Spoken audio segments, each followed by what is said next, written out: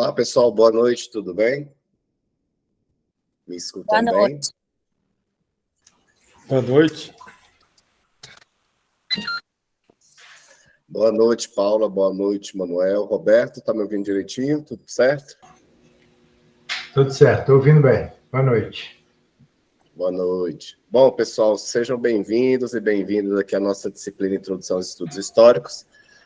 Obviamente, né, como bom professor que nós somos, que seremos, a gente, quando entra numa sala, a gente vai buscar no diário de classe, né, as informações. E aqui eu estou vendo que todos nós aqui, pelo menos os quatro que estão aqui na sala, são servidores públicos, né?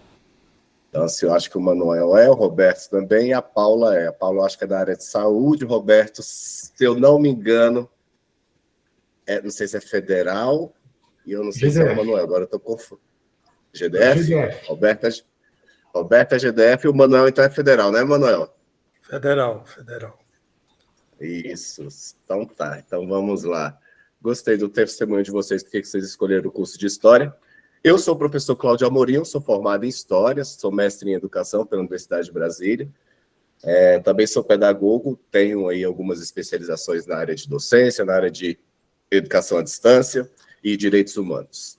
E aqui na nossa disciplina Introdução aos Estudos Históricos, eu falo que é uma disciplina que ela é fundamental para quem escolhe o ofício, né? O ofício, alguns colocam como hobby, né? A história, né? A história realmente como uma ciência, que é isso que nós vamos estudar aqui. Quando que a história começou a ser considerada uma ciência dentro da doutrina acadêmica e a partir do século XIX. E a gente vai falar de algumas escolas aqui também relacionadas a esse pensar, né? De como foi esse processo de conceber a ciência, né? A história, na verdade, no rol da ciência, assim como outras disciplinas, como a geografia também vai advir aí como um instrumento baseado na ciência, a partir do rigor científico, que ela começa a ter um embasamento, a partir do século XIX também. Então, é muito importante essa disciplina de introdução, que é aqui que, geralmente, quando os historiadores estão discutindo sobre um certo autor, ou uma certa teoria política, filosófica, teológica sobre determinado assunto, busca muito da essência desse autor, né? Da onde ele bebe a fonte. Então, vocês vão ouvir falar muito disso. De onde fulano bebeu da fonte para poder trazer sua teoria? Onde Marx bebeu da fonte para lhe trazer a teoria marxista, né? A questão do materialismo histórico dialético. Onde, por exemplo, a gente tem aqui no Brasil Manuel Bandeira, né, que quando vai começar a fazer a narrativa, até mesmo a gente pega Gilberto Freire, Casa Grande Senzala, de onde ele bebe da fonte para poder fazer a sua narrativa histórica, né, dentro do que se pensa de uma determinada temática, uma problemática que ele traz aí na sua narrativa escrita, né, na sua pesquisa. E a gente vai ter essas escolas sempre embutido positivismo muito latente aqui no Brasil, né, principalmente na Proclamação da República, e a gente precisa entender por que, né, por exemplo, que a gente bebeu dessa fonte do positivismo dentro da nossa estrutura de organização de nação brasileira. E a gente, a partir disso, é importante para os historiadores, né, nós pensarmos nessa perspectiva de como essa história, as narrativas foram construídas ao longo da história e que tiveram grande influência, principalmente nesse período, século XIX, século XX, onde grandes instituições, grandes nações estavam se formando, passando por esse processo de transição do colonialismo, né? E a Europa, aqui a América Latina, a gente teve aí isso muito latente, o que estava sendo discutido, que já estava um pouco mais assentado ali na Europa Central. Então é muito importante para a gente ter essa perspectiva de como a história é escrita, e eu acho que alguém tinha até me pedido um referencial, e eu já trago esse referencial para quem está fazendo formação em história, que é a Apologia da História, de Max Bloch, que ele traz para a gente a concepção do que é, né, a concepção do que é fazer a narrativa histórica numa perspectiva de uma escola que ele apresenta para a gente como a Escola dos Análises, né? Ele é o fundador dessa escola, que é uma das escolas que nós vamos estudar aqui na nossa disciplina. E aí ele traz, né, quais são os quesitos necessários para que a história seja considerada como ciência e explicar para a sociedade, até mesmo para o meio acadêmico, por que, né, se estudar a história, né? Para que serve a história? E aí a gente tem as teorias, né, os conceitos que nós aprendemos lá na educação básica, né, que estudar a história, a gente entender o passado, né, saber do passado, compreender o presente para não cometer os mesmos erros no futuro, como se a história fosse cíclica, né, fosse algo que acontecesse repentinamente das mesmas formas. E a gente sabe que existe uma teia aí por trás, e a grande questão que nós temos dentro né, do conceito de história é o que nós tivemos como o divisor, né, da nossa história aí. Acho que está um pouquinho pequeno para vocês, mas acho que essa linha do tempo todos vocês tiveram dentro da formação de vocês em algum momento da educação básica, ou até mesmo da educação superior, quando a gente entra nessas questões para poder fazer com que as pessoas visualizem, né, a história como, né, fatos históricos que tiveram aí todo um arcabouço teórico, metodológico para se construir minimamente uma narrativa. E a gente tem essa divisão da nossa história, né? A pré-história e a história. Aí vocês devem lembrar muito bem disso, a pré-história vem numa linha divisória, né, dessa linha do tempo da história trazida aí pelos historiadores, sociólogos, antropólogos, arqueólogos. A divisão dela se estabelece a partir do surgimento da escrita, né? Quando a gente tem uma escrita que a gente denomina cuneiforme, que é aquela escrita em que a gente consegue ter frases, períodos, né, parágrafos de entendimento de um vocabulário ali, que a gente consegue ter uma certa conexão, diferentemente dos períodos anteriores, o Neolítico, Paleolítico, né, Idade dos Metais, que a gente tem sim uma escrita, mas ela não é uma escrita cuneiforme, mas ela se diferencia e ela é muito ampla, muito complexa, no sentido, né, as pinturas... só um instantinho, Manuel, as pinturas rupestres que nós conhecemos, cada grupo, né, em virtude daquela questão do nomadismo, né, que eles mudavam de região para região, tinha suas escritas específicas, suas escritas direcionadas para a sua realidade. Então, a gente ainda tem muito a se descobrir da pré-história em virtude dessa ampla, dessas grandes possibilidades que a cada dia a gente vai construindo e construindo, né, com os artefatos arqueológicos. E tudo isso é construído a partir das fontes que nós conhecemos, né, as fontes históricas, né, e esse quebra-cabeça é mais complexo desse período da pré-história, em virtude dessa complexidade, né, dos povos que habitavam em regiões diferenciadas, iam modificando de uma região para outra.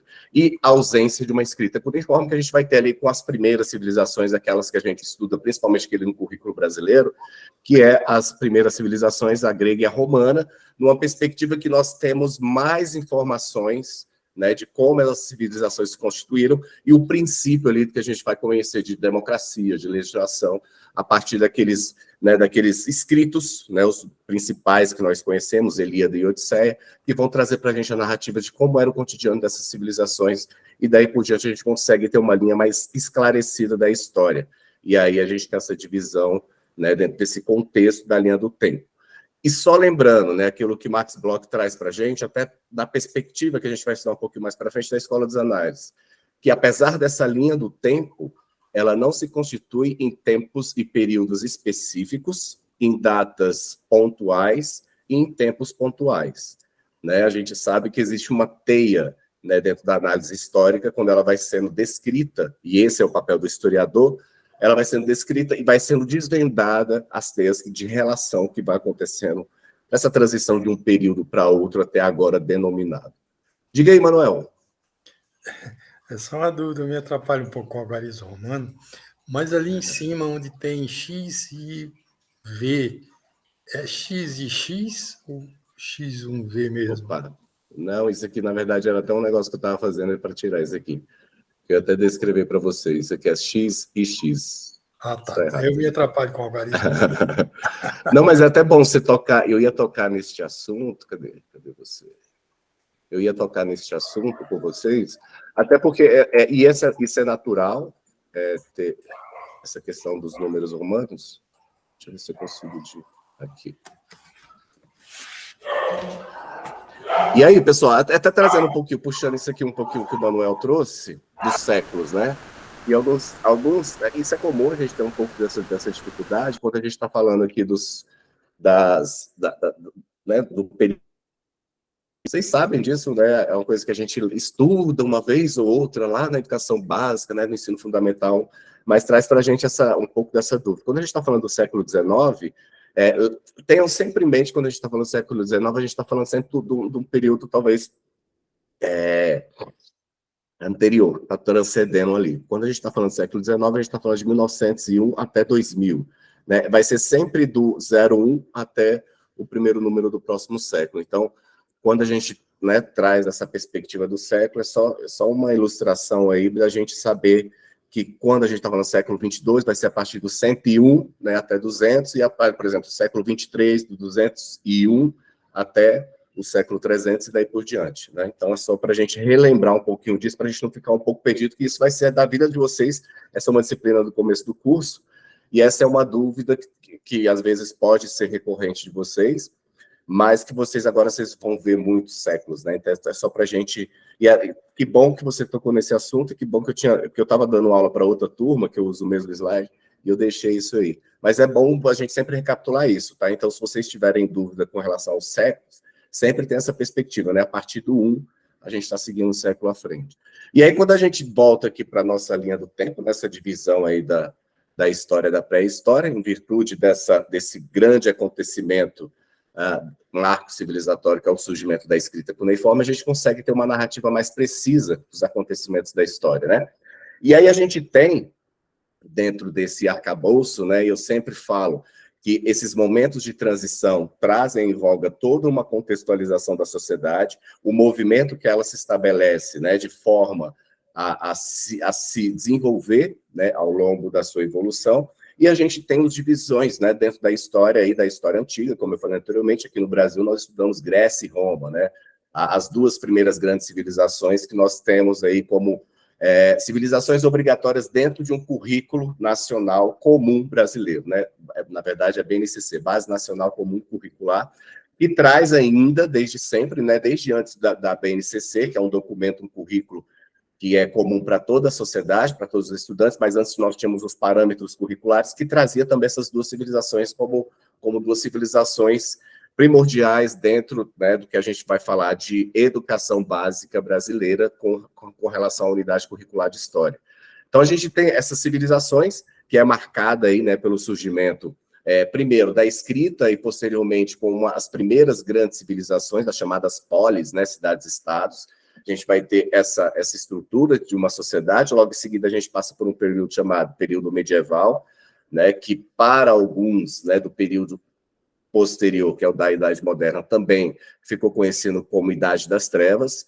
É um período em que vocês terão aí, dentro do componente curricular, da matriz curricular de vocês, acho que vocês estão na matriz antiga, deverão ter duas disciplinas de história medieval que vai tratar muito dessa questão do feudalismo, né, de suzerania, vassalagem, a questão da Igreja Católica dentro desse processo, as cruzadas, né? Até então eu era o professor eu dei aula há muito tempo de história medieval, e eu sempre trago um olhar dentro da perspectiva da cruzada, que a gente aprende sempre que as cruzadas foram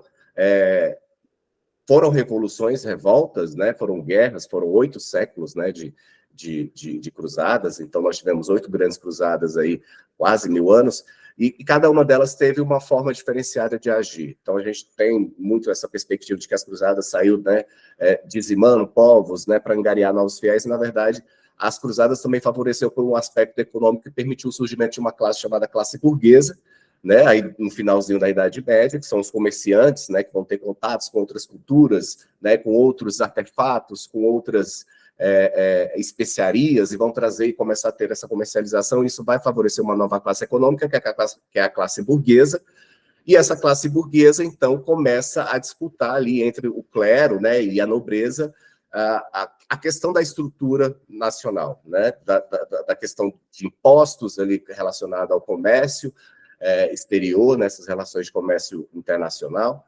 Então, começa a surgir uma nova classe burguesa, e essa classe burguesa vai começar a questionar a Igreja Católica e vai começar a questionar também a nobreza, né, com relação a menos Estado, né, limitando ali um determinado grupo, né, e favorecendo muito mais outro grupo, né, em detrimento à sua hierarquia social, que seria a nobreza, e essa classe burguesa, então, começa a questionar a sociedade, trazer, né, um movimento que vai angariar aquilo que a gente conhece como os pensadores que começam a questionar a estrutura vigente da Idade Média, né? Então, por que eu estou falando tudo isso para vocês? Que a partir daí da Idade Média, que a gente vai ter aí pensadores, começar a ter um momento de transição da Idade Média para a Idade Moderna, também chamada de Idade das Luzes, pensadores que vão começar a questionar toda essa estrutura social, até mesmo a Igreja Católica, né? E nesse momento a gente vai ter aí aquele momento lá do protestantismo, né, da Reforma Protestante, que Martim Lutero vem questionar os dogmas da Igreja Católica,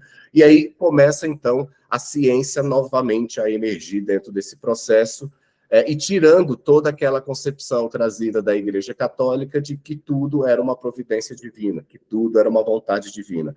E esse questionamento começa a se ampliar, né, dentro dessa elite que começa a emergir, que é a classe burguesa. Então, há um momento aí, né, e aí eu não estou falando que é uma coisa que aconteceu da noite para o dia, né, vamos voltar aqui, baixar alguns balãozinhos, mas é um movimento que vai acontecer nos próximos 200, 300 anos, né, desse questionamento dessa estrutura social, e que vai emergir também com algumas tecnologias que começam a emergir, como o surgimento da máquina a vapor, que já entra ali no processo da Revolução Gloriosa, que vem muito de encontro com isso, né, que é justamente o pensar de um Estado libertador, de um Estado menos absolutista dentro desse movimento.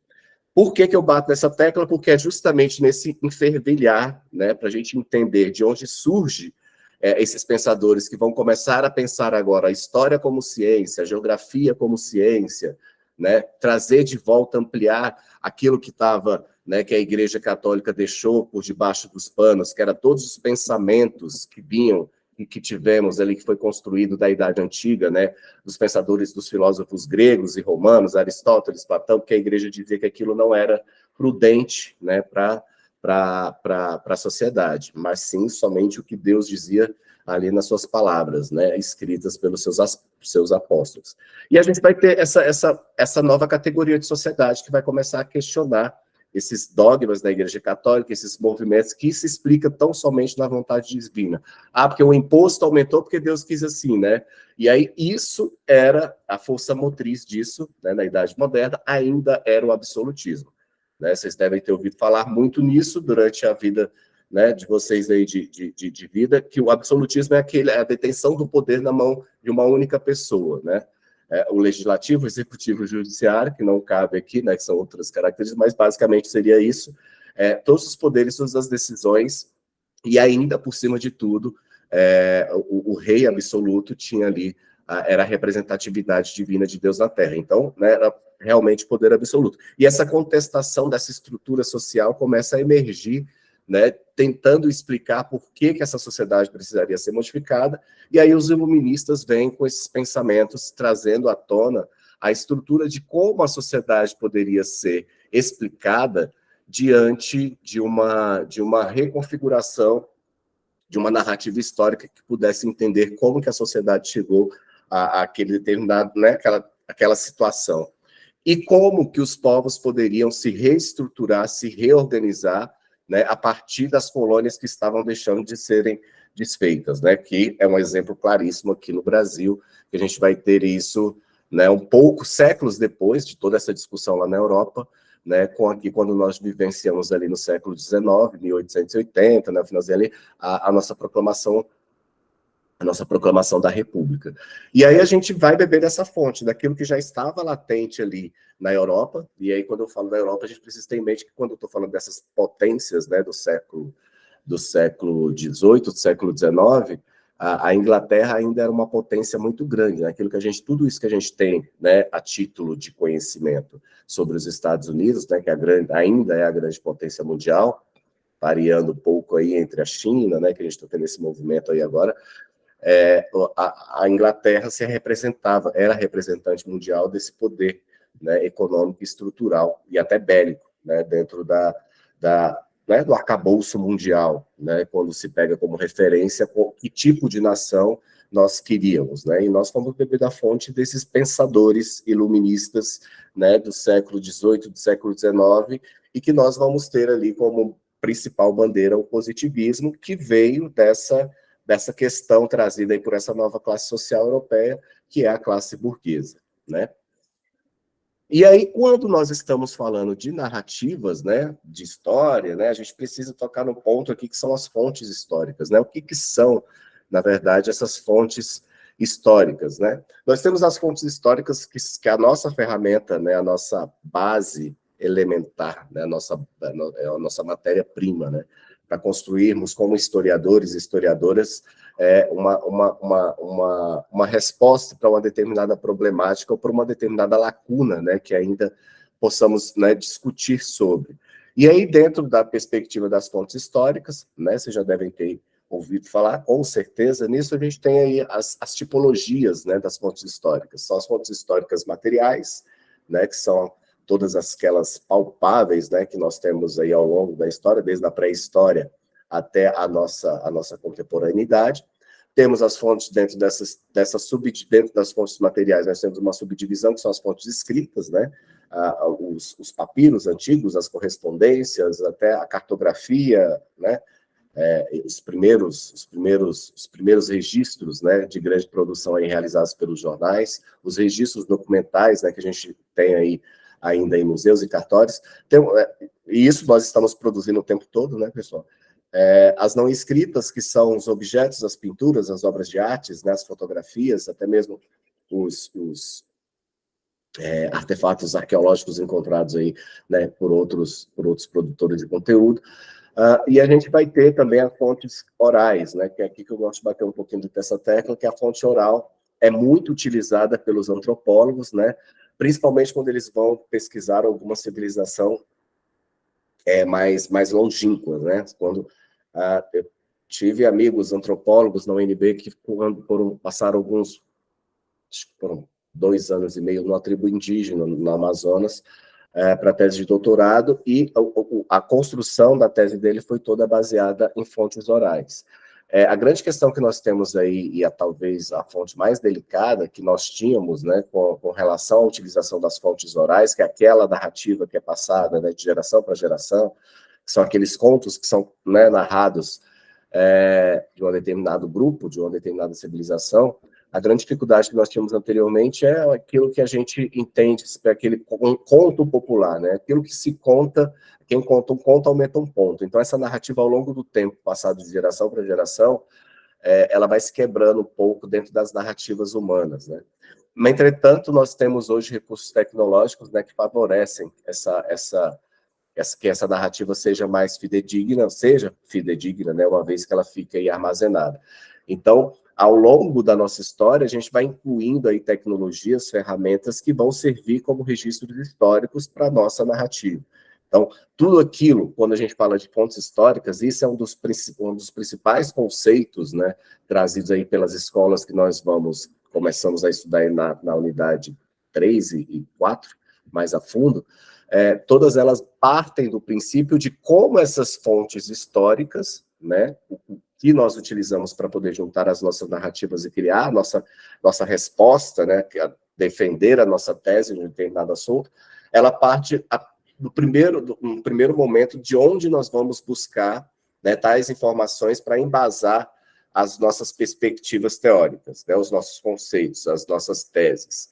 Então, eu posso, a partir do momento que eu escolho as fontes, né, para aquilo que eu quero pesquisar, vão trazer para mim a determinada potencialidade, ou talvez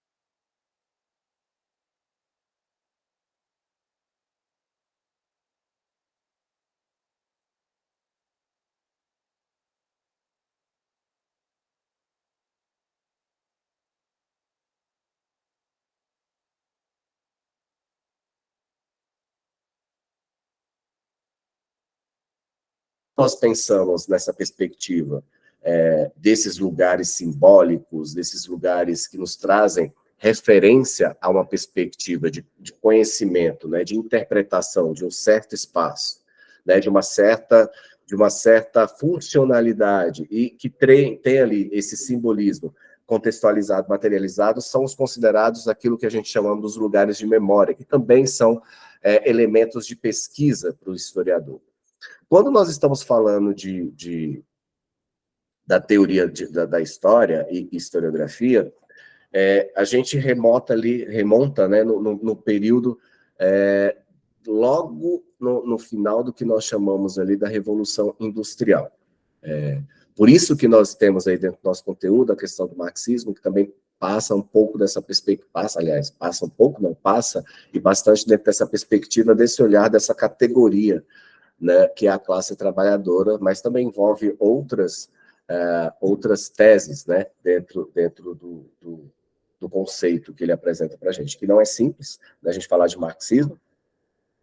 Temos ainda pesquisas, e mais pesquisas, o marxismo não é simplesmente algo, frases prontas, né, de determinados textos, tem todo um contexto ali que a gente precisa aprofundar dentro do entender, né, as categorias, principalmente as categorias que ele traz para a gente, né, a categoria da mulher, a categoria do tempo, hora, serviço, né, do tempo trabalhado, então são a categoria da totalidade. Temos ali muitas coisas a juntar, a entender, que podem ser trabalhadas para entender um pouco, né, do que ele explica a história dentro da narrativa a partir desses movimentos da relação trabalhadora. Né? E ele faz uma perspectiva muito interessante, né, dessa relação da mão de obra trabalhadora, que dentro da estrutura da sociedade, né, da humanidade, e nisso eu concordo, sempre teve a classe trabalhadora. Nunca teve um momento da história em que uma pessoa não tivesse que trabalhar, que produzir, né, que utilizar de uma matéria-prima, né, e como essa matéria-prima é tratada, cuidada, é bem interessante. Mas, vamos lá. E aí, dentro desse contexto todo, o que nós temos aí no século XIX? Né, uma sociedade enferrujada, com todo esse movimento, né, de expansão tecnológica, né, que surgimento da máquina a vapor, do trem a vapor, a expansão das ferrovias, né, com o surgimento da máquina a vapor, a questão do processo industrial, capitalismo muito latente, e aí nós temos, por exemplo, a Inglaterra, né, que é a grande incentivadora desse capitalismo, né, a grande potência mundial. Aqui no Brasil nós estamos no processo ali, né, será que Dom Pedro ainda fica? Será que não fica? Como é que vai ser a proclamação? Vai ter proclamação? Não vai? Começam-se as revoltas internas, né? Revolta da Chibata, revolta disso, revolta daquilo, e a gente começa, então, a ter esse processo também aqui no Brasil, uma perspectiva de olhar como a Europa está agindo, né? Como ela está crescendo economicamente. E aqui a gente, no Brasil, sofre uma certa pressão, né? Que somos ainda uma colônia que ainda agrega o valor escravo, né? Uma das poucas, né? Ainda com a mão de obra escrava latente. E aí a gente vê uma perspectiva de que isso não é a pegada do momento, né? Porque a Europa lá, a proibição da escravatura já estava muito bem concretizada. E havia uma pressão, né, dessas potências mundiais, a inglesa principalmente, de que acabasse de uma vez por todas com a mão de obra escrava. Mas isso não era porque explorava-se seres humanos, isso era porque precisava de pessoas assalariadas para que pudessem ter, né, recursos financeiros para comprar os produtos que eram produzidos nesse mecanismo da industrialização. Né? Isso vai se expandindo, vai sendo pressionado até que a gente chegue aí com a Lei Áurea da Princesa Isabel, né, que a gente conhece, que ela sonhou com Nossa Senhora um belo dia e foi lá e escreveu a Lei Áurea, mas a gente, né, logo depois descobre e faz essa análise de que houve uma pressão realmente da Inglaterra para que tivéssemos aí, né, a classe trabalhadora assalariada, para que isso movimentasse o capitalismo mundial. Então, a gente tem todas essas questões muito latentes, e aí, a partir dessa perspectiva, né, de uma nova reconfiguração da sociedade, de uma nova estrutura econômica, né, a gente vai ter pensadores e intelectuais que vão começar a trazer o pensamento de como a história poderia ser narrada a partir daquele momento, né? Como ela poderia ser apontada como uma verdadeira ciência, né? Dentro de correntes, das várias correntes que vão começar a emergir com as novas estruturas sociais que começam a aparecer com o advento do capitalismo, né? A classe burguesa, o clero, né, fica um pouco, né, mais limitado dentro do processo dessa questão da estrutura, da organização da sociedade, o absolutismo começa a cair fortemente. E aí a gente vai ter aí as escolas, os pensadores que vão dizer, olha, nós estamos no momento em que nós precisamos repensar a configuração da sociedade. E aí, como é que é esse novo repensar? A gente precisa fazer uma narrativa histórica, né, pensando em perspectivas e características que tragam essa narrativa com o método, um rigor científico e que seja considerado pelos acadêmicos, pelos intelectuais, como uma ciência, assim como a matemática, assim como a engenharia, assim como a medicina, né? E aí a gente vai ter vários elementos aí que vão, a partir das escolas, dos pensadores, que vão começar a dizer, olha, como é que a história pode ser escrita e pode ser narrada. E uma delas que vai começar a surgir, que começa a surgir, emergir, né, é a escola positivista. Né? O que é o positivismo? Lá no século XVIII, né, naquela transição ali da Idade Média, né, para a Idade Moderna, e da Moderna, né, nesses períodos ali da linha do tempo, que a gente pega mais para o finalzinho ali da Idade Moderna, a gente vai ter ali os iluministas, né, os iluminados, que vão trazer esses questionamentos relacionados a que era pregado pelos intelectuais, até então, advindos da Igreja Católica, né, de que as explicações, né, da humanidade, da civilização, se davam a partir de vontades divinas, né, como se Deus fosse o grande culpado das guerras, né, da falta de alimentação, da falta de estrutura, né, até mesmo das pandemias que ocorreram ali na Idade Média, que dizimou boa parte da população europeia.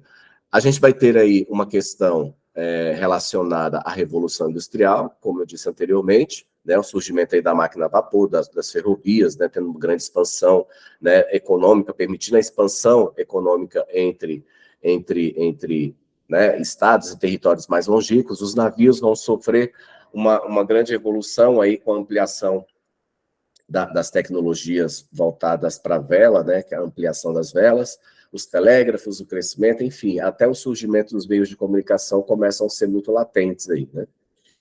E aí, o que nós temos aí dentro dessa perspectiva, né, do positivismo?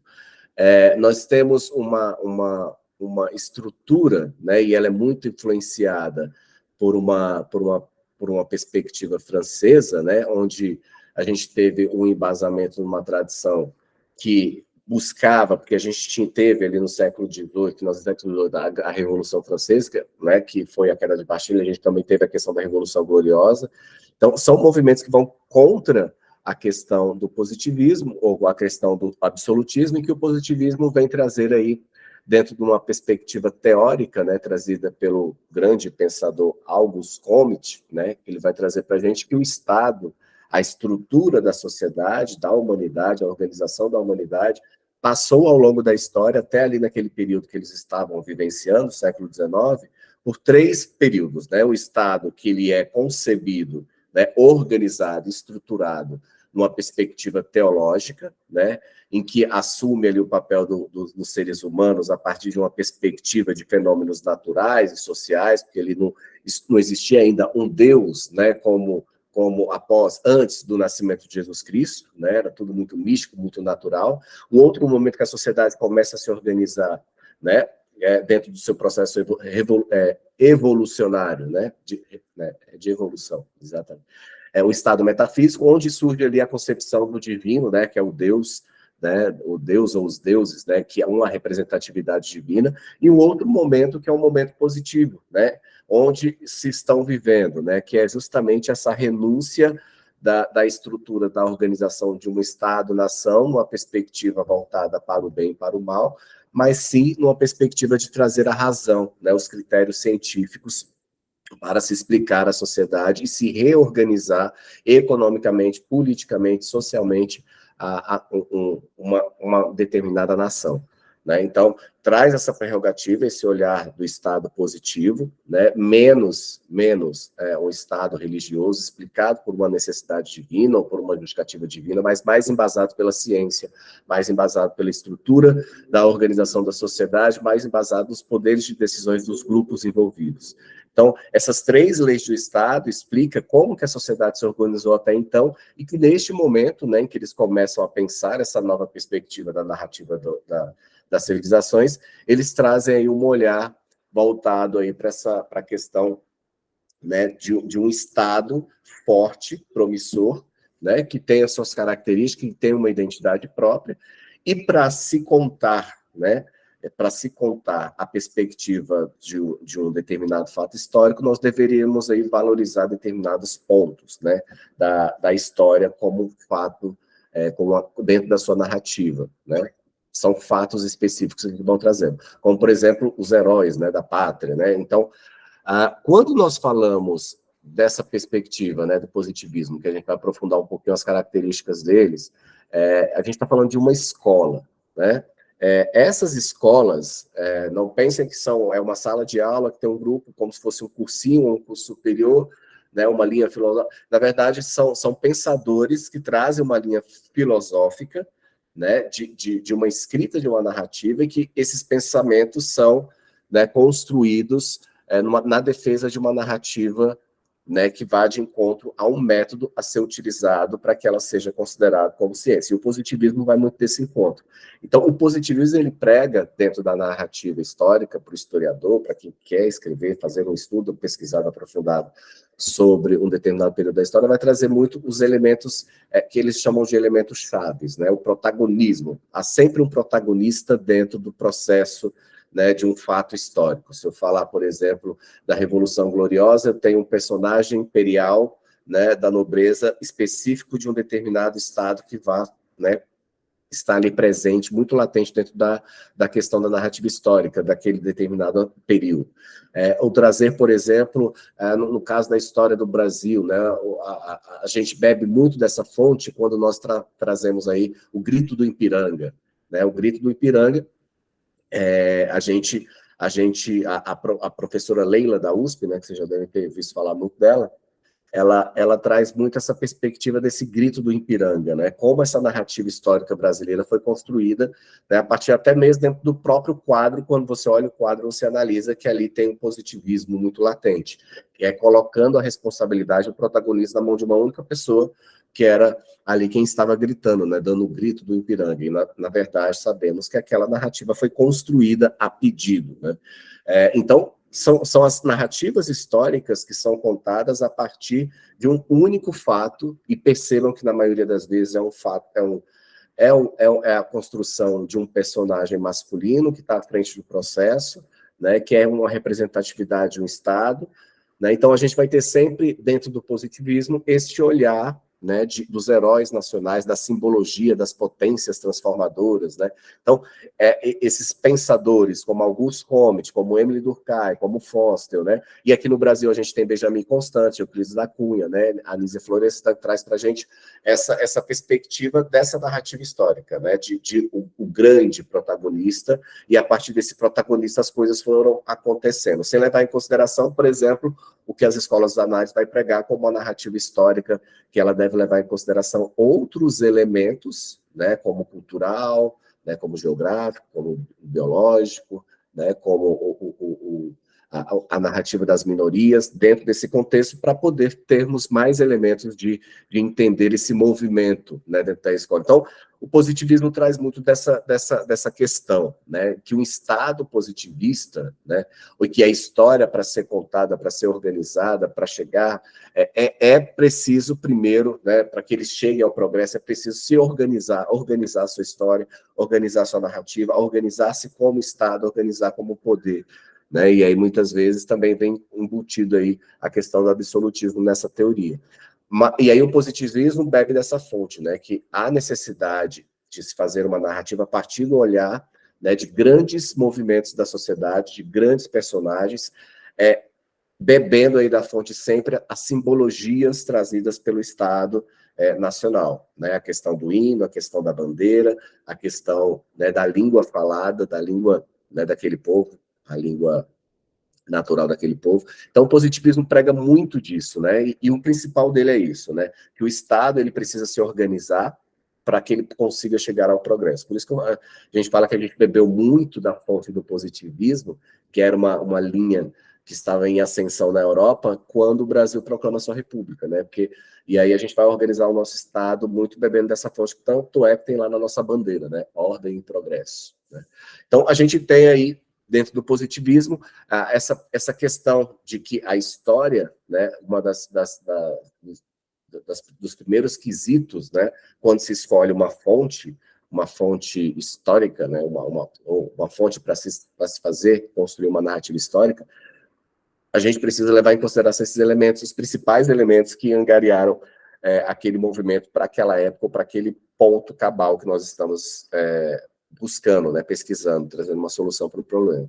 Então, o positivismo vem muito dessa perspectiva, né, de trazer uma história baseada nas grandes potências, nos grandes movimentos, sem levar em consideração, por exemplo, a questão da igreja, sem levar muito a questão da economia popular, sem levar em consideração a questão cultural. Então, é muito focada no certo e errado, sem discussão e sem análise dos fatos mais detalhados. Uma outra escola que traz para a gente uma perspectiva da narrativa histórica é a escola metódica, né, também conhecida como escola romântica, né? Ela vai criticar a escola positivista, né, que ela fala assim, olha, historiadores, vocês não precisam levar em consideração tão somente os grandes fatos históricos ou os grandes personagens históricos, né? O que a gente precisa, para além disso, é trazer outros elementos, como, por exemplo, as crenças, as culturas populares, né? Porque as culturas populares também fazem parte da narrativa histórica, né?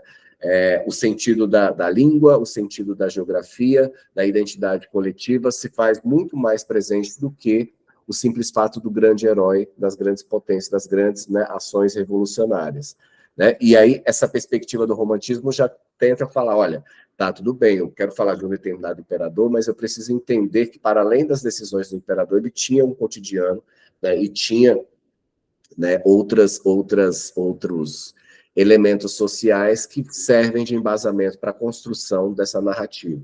Então, é ampliar mais o campo de visão, né, dentro da narrativa histórica, levando em consideração outras fontes históricas que até então foram desconsideradas, né, pela teoria positivista. E aí a gente tem o historicismo, né, que aí a gente vai ter aí Engels, né, um dos grandes, né,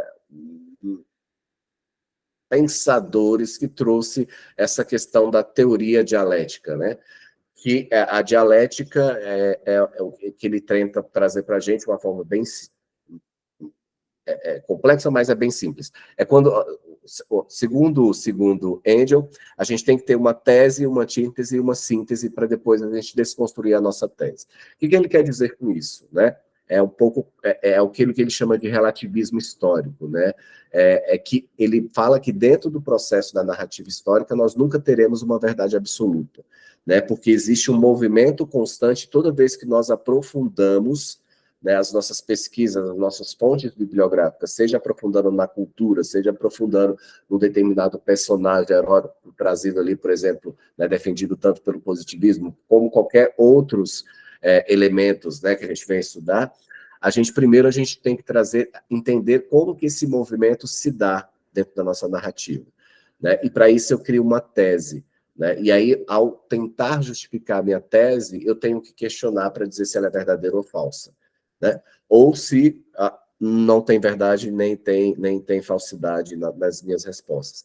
Então, o historicismo, ele traz aí para a gente uma característica que vai muito dessa questão do enaltecer o nosso passado para a gente compreender o nosso presente. Por isso que a gente tem muito esse conceito, né? Quando a gente fala assim, por que você quer estudar história? Porque eu quero entender o meu passado para compreender o meu presente. Ou, né, algumas pessoas trocam, né? Para compreender meu passado e entender o meu presente, né? Numa perspectiva de, talvez, saber mais ou menos quais os rumos do futuro. Então, vem muito dessa perspectiva do historicismo, né? E vem muito dessa narrativa, né? Desse movimento. Tanto é que Marx depois vai beber da fonte de Engels para trazer lá o materialismo histórico dialético, né? E dentro dessa perspectiva ele vai sempre estar estudando, né, buscando como base teórica para se escrever uma narrativa a questão das lutas de classe, né? Ele vai sempre dizer, sempre teve uma classe favorecida e uma classe desfavorecida, né, dentro da narrativa histórica. E a gente precisa desconstruir isso dentro da construção da história como ciência, né? Mas, por fim, né, basicamente, acho que eu já falei demais, já deu o nosso tempo aqui, a questão da teoria da história e historiografia, obviamente que a gente não zera aqui nenhuma dessas escolas, A ideia é que vocês, como historiadores e como historiadores, saibam que existiram, né? E aí compete a vocês fazerem as escolhas de vocês ao longo da formação de vocês, se vocês são declinados ao positivismo, ao romantismo, ao marxismo, né? Ao historicismo. Então, e mais que isso, né? Que às vezes... Né, a professora ainda existem todas essas correntes do século XIX, sim, existem, positivismo está muito latente, marxismo está muito latente, né, são essas duas correntes que buscam, né, que hoje tem se tratado muito essa questão de polarização, né, uma que defende os grandes, né, ditadores, os grandes líderes, os grandes não sei o quê, né, e o outro pensa numa perspectiva de tentar fazer uma narrativa histórica dentro dessa desigualdade social, né, entre as classes, né. E realmente eu acho, e eu sou declinável a essa perspectiva mais marxista, no sentido desse encadeamento, né, de classes sociais e de movimento que a sociedade sempre teve, desde a pré-história. E sempre teve uma classe favorecida, uma classe menos favorecida. Então eu gosto muito dessa linha. Mas como método, como metodologia, a gente tem outras, né, a subjetividade, a gente tem a questão da dialética. No meu caso, por exemplo, da minha dissertação, o meu professor é marxista, eu não declinava pelo marxismo, e ele queria que eu fizesse sobre o materialismo histórico dialético, né, seguisse o método do materialismo histórico dialético. Só que a minha dissertação, meu tema não sustentava o materialismo, porque eu tinha que ter uma gama de entrevista muito grande. E aí a gente, né, desceu para a teoria dialética. Então, trabalhei com a dialética apenas e não com o materialismo, né? Pegando as categorias ali de Marx, eu não conseguia alcançar ali em tempo hábil. E aí a gente desceu para a dialética. Então, a gente vai ter dentro dessas perspectivas esse movimento. Para nós, historiadores, é importante nós sabermos que determinadas épocas, as histórias que são contadas, que são narradas, beberam dessas escolas, né? Da escola positivista, da escola metódica, da escola, né, marxista, que a gente vai ver na próxima aula. Então, é muito importante a gente ter isso em mente, né? Óbvio que vocês vão pegar isso com o tempo, mas toda vez que vocês estiverem bebendo da fonte, né, lendo um referencial bibliográfico, sei lá, do século XIX, do século XVIII, sempre tentem buscar, né, mecanismos e características do autor, né, faça uma pesquisa bibliográfica dele, hoje a gente tem a internet que facilita muito a nossa vida, né? Então, mas é importante a gente sempre saber de onde nós estamos bebendo, de que lugar de fala essa pessoa está falando, né? Por exemplo, Marx, né? A grande crítica de Marx é que Marx estava falando da classe trabalhadora, sendo que ele pertencia à elite, né? Então, vai ter esses momentos né, que a gente precisa saber qual o lugar de fala do autor. E para nós, historiadores, a gente vai bater muito sempre, né, nessa perspectiva, né, de saber qual é a linha de raciocínio, se ele defende menos a liberdade da economia, né, ao Estado, ou menos, e aí a gente vai delimitando isso ao longo da nossa formação, das nossas leituras, do nosso amadurecimento aí acadêmico. E a ideia é essa, né, a gente, aqui na nossa disciplina, é a gente saber que temos escolas, que a escrita da história da humanidade, ela bebeu de algumas dessas fontes, no nosso caso brasileiro, no início do século, bebeu muito da fonte da escola positivista, né? E depois do século XX, ali com o movimento dos pioneiros, né, da escola nova, a gente vai ter mais um movimento voltado ali para o marxismo dentro das nossas escritas. Mas a gente teve isso, né? E a nossa organização do Estado brasileiro bebeu muito dessa fonte aí do positivismo, né? Como eu falei anteriormente, está lá na nossa bandeira até hoje, organizar para depois progredir, que era que é um dos emblemas aí do positivismo, tá? É isso, pessoal. Perguntas, dúvidas? Falei demais, né?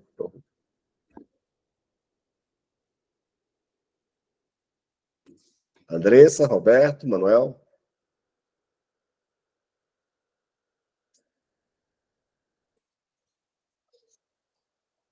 Alguma dúvida? Tranquilo, professor, sem dúvida. Por enquanto, nenhuma também. Então tá, Joia, gente. A gente se encontra aí, então, sei se semana que vem na outra, tá? Vai ser às 18h30. Perdão, às 19h30, né? Nossa aula. Tá joia? Um abraço. Qualquer dúvida que vocês tiverem, vocês me perguntem, mandem aí no falo com o professor, então me manda no privado, tá bom? Ok. Tá bom. Obrigada, boa noite. Tchau, tchau. Tchau, tchau. Obrigado. Boa noite.